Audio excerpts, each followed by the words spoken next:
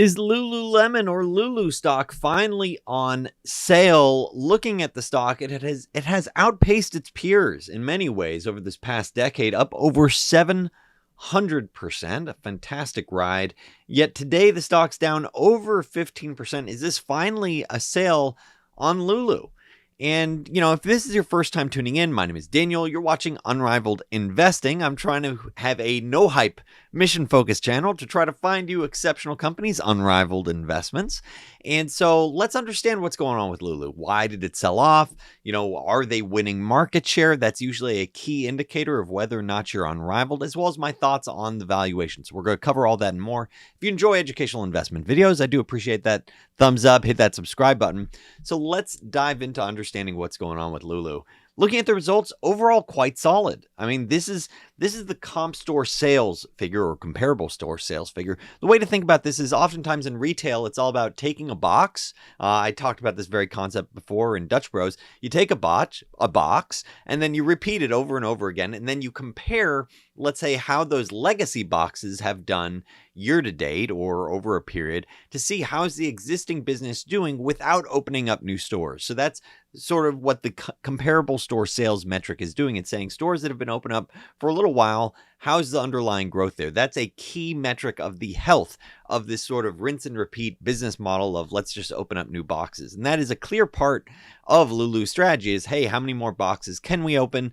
How many more Lulu stores? And it's the model applies whether or not you're selling coffee, like I called out with Dutch Bros, or whether or not you're selling, attractive yoga pants. I personally have never worn Lululemon, I don't believe. Maybe it's possible family may have bought it as a gift for me at one point, but I don't think I've ever intentionally put it on. That said, as a male in United States society, I've certainly appreciated seeing people wearing it from time to time, as I'm sure some viewers can relate. And so I do understand why it's grown so well. People are like, this is the premium good. I like it. Looking at the financials, it seems like that attitude is rolling out beyond the Americas, because you're looking at China posting 56% growth in same-store sales, rest of world 30%. So international clearly is turning into a sizable growth engine for them. US or America still at 7% is quite reasonable. Comparable store sales around 12%. This is a very healthy figure. So overall, you're seeing comparable store sales 5%, throwing on e-commerce of 17%. Very solid results, I would say, looking at this. Looking at their underlying profitability, this is their income statement. I have, a full course dedicated to understanding how to read financial statements as well as how to value businesses. You could check that out at Unrivaled Investing. It's what I wanted to know when I first started working on Wall Street and subsequently learned on sell side and working for multi-billion-dollar hedge funds. And so looking at the financials, what quickly jumps out is you had very nice gross margin improvement. So that reflects your ability to pass on higher pricing. And you notice it not only for the quarter, but for the year, that flows straight through to the profitability. And then also they didn't have sizable impairment charges. Now these impairment charges generally are non-cash charges, and it reflects, I believe, the Lulu Studios, where they were, they bought this mirror and they thought, hey, maybe we could create some sort of business model that's a subscription type business model. It just wasn't working out. So this prior year period included a huge impairment charge, once again non-cash, and that's the reason why you're seeing their profit margins jump higher, and that's the reason why their profitability per share also surged higher from $1 per share, under $1 per share last year, to over $5. It's the underlying, you don't have this huge one-time charge, plus the favorable development in gross margins.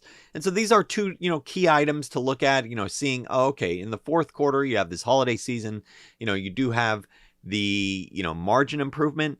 You see, let's say 60, percent margin, and then half of that, let's say 30%, goes to sales, general, and admin, and the rest goes to profitability. And based on the rest of the year, it's a little bit more goes to sales and general and admin expenses. But you can see somewhere around 20 to 30% operating margins. That's what they're targeting. That's the data point to consider. And so what's really driving Lulu going forward? And this is a strategy management's been calling out for a little while now. That's the 3x2 growth plan, which since 2021, they've said, hey, we think we can double our sales from $6 billion to $12.5 billion by 2026. I actually really like it when I see management say, hey, here's our strategy.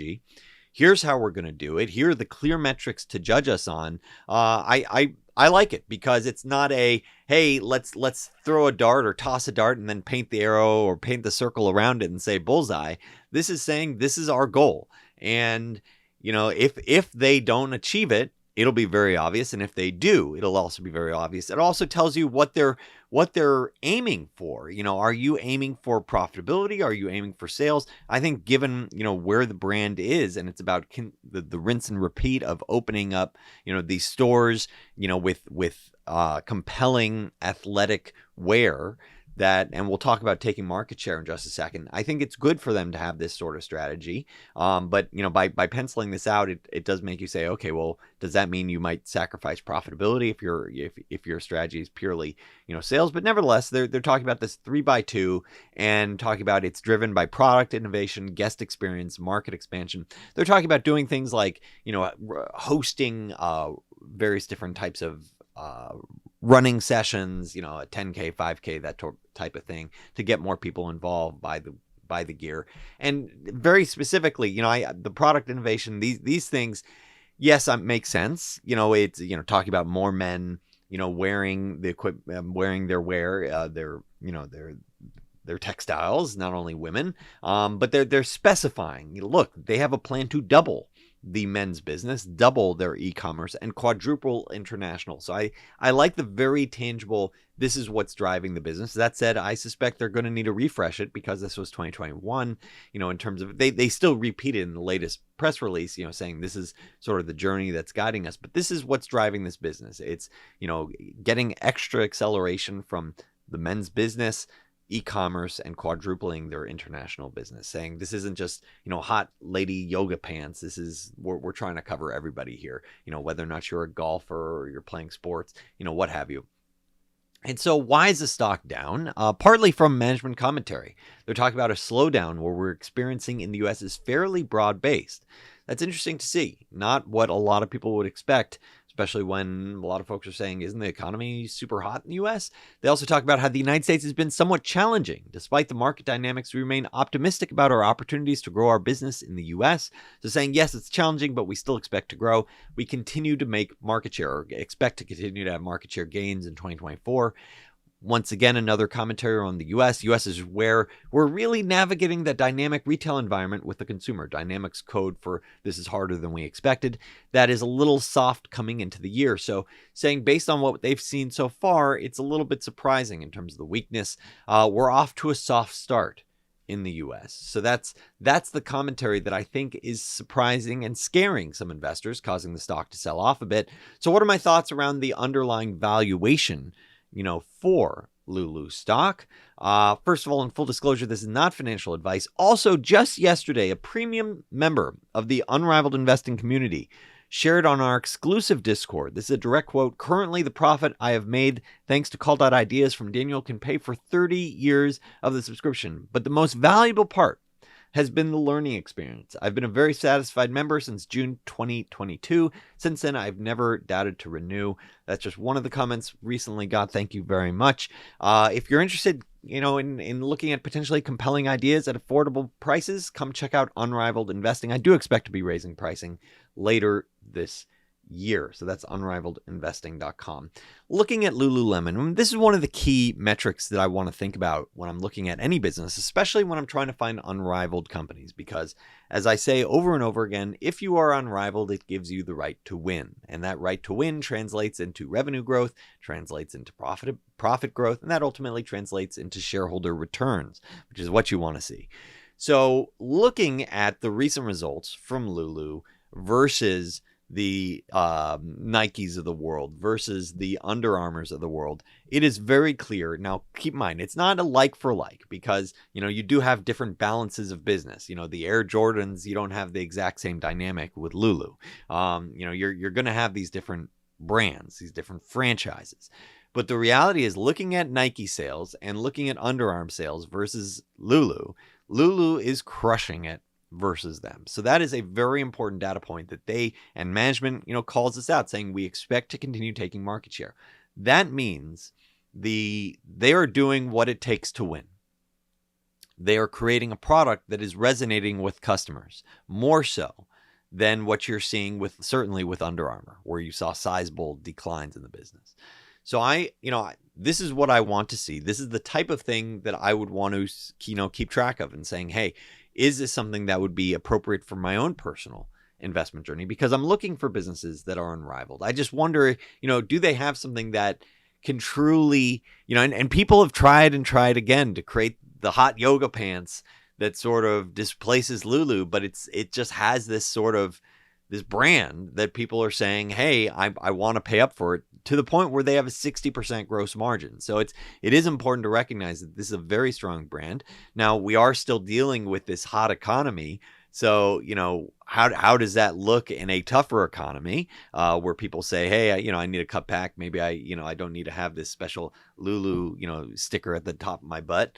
You have that aspect. And then you also have the valuation, which is, management's outlook for this year is they're expecting a significant deceleration from high teens to maybe 11 to 12% growth, 9 to 10% growth in the first quarter. So saying, hey, maybe it picks up later this year, but certainly at the start of this year, it's a little softer. And they're saying for the year, they're guiding to around $14 in earnings, which, it's around 29 times based on this 15% drop in the stock price, 29 times forward earnings. Does that make sense for this business? Now that, for the record, you're looking at the S&P currently, yielding, or the S&P currently, in a low to mid 20s earnings multiple. You have cash currently yielding over 4.8% at Interactive. So that's where I personally keep my cash. See the link below. And so I just find this hard to get super excited about this 29 times. That said, a lot of people do, like to say, hey, this is above average company. It's okay to pay a premium. So, and you've been right to do so for the better part of this past decade with Lulu. As I think about the valuation, this is my personal hypothetical valuation framework. Thinking about the stock price around $400 per share, $50 billion market cap. You're really asking yourself, does this have the potential to turn into a, if you're going to invest in this and you're thinking about being a long-term investor, you're asking yourself, does this have the potential to go from 50 billion to 200 billion or 500 billion over time? And that's to make it interesting for yourself as an investor. And so I'm looking at this and I'm thinking realistically, maybe over the next 5 years, you have the potential to get to around 100 billion, but it would require a lot of execution, require margin expansion, some margin expansion from where they are, and, continued low teens growth, let's say around 12%. So that's the high end of their guidance for the year, and that they do a little bit better than that over the next, the remaining period of the next 5 years, and that you don't really have any multiple contraction. So if you have all these things line up with solid execution, margin expansion, and no valuation headwinds, which I think could be a real risk. That's why in my low and base case, I'm assuming some valuation contraction over time. Then you're talking about maybe around 100% upside, roughly, over the next 5 years. Personally, I look at this and I just think, if I owned Lulu at a really low cost basis, I probably wouldn't be using this as a point to say, hey, I need to sell. But I also, as someone looking to potentially buy or looking for unrivaled businesses to buy, and then I call out to my subscribers at Unrivaled Investing, I wouldn't put this in the, hey, I need to pull the trigger now sort of camp. And so, I share, one of the most recent ones that I've shared here on YouTube is Fairfax Financial. That's one of my top holdings, and that's an example where you've already proven out the financials, multi-decade history of, crushing the indices and trading at a huge discount relative to something like Lulu. So that's more of the type of play. I want to find these companies that are unrivaled, but I want to be patient. And look, everyone's going to have their own journey. I'm personally okay waiting for when you have something that you think is very strong or unrivaled and saying, hey, I want to pay a, average to below average valuation. I'd ideally like to pay for an exceptional business and also get an exceptional price. That is a huge win-win formula where, you can, it's the underlying growth of the business plus the valuation expansion plus the cash that gets returned to you. That is the formula for really attractive returns. So when you can get both the valuation and growth working for you, that's great. But here with Lulu right now, I don't think you're going to really get valuation expansion working for you in the years ahead. And so if I were a holder of Lulu, it would be a tough choice for me to think about. Truthfully, I would only consider exiting if I said, hey, I'd much rather just own more Fairfax or something like that, and make that sort of change. But at this point, for a new buyer potentially looking at it, it's just not that compelling for me. And that's my own personal take. Could it work out from here? Of course. That's why it's a hypothetical framework. I hope this video has been helpful for you. Please make a point of hitting that thumbs up, hit that subscribe button. I'd love to hear your commentary below if you have a different take. Maybe if you have a different view on the yoga pants below. Thanks so much for tuning in.